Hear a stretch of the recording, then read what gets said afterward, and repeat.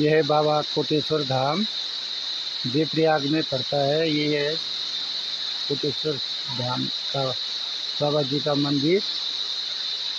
यहाँ भी हम लोग स्नान करने के लिए आ रखे थे। और ये है गंगा भागीरथी। यहाँ पे हम लोग जो है स्नान करने के लिए आ रखे थे। यहाँ पे सभी भक्त लोग जो है स्नान करने के लिए आ रहे थे। जय बाबा कोटेश्वर महादेव।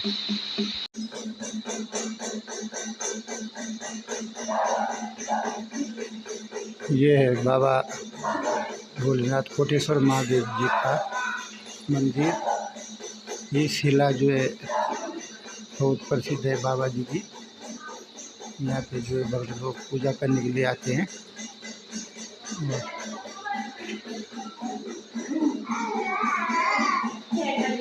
जय हो बाबा भोलेनाथ।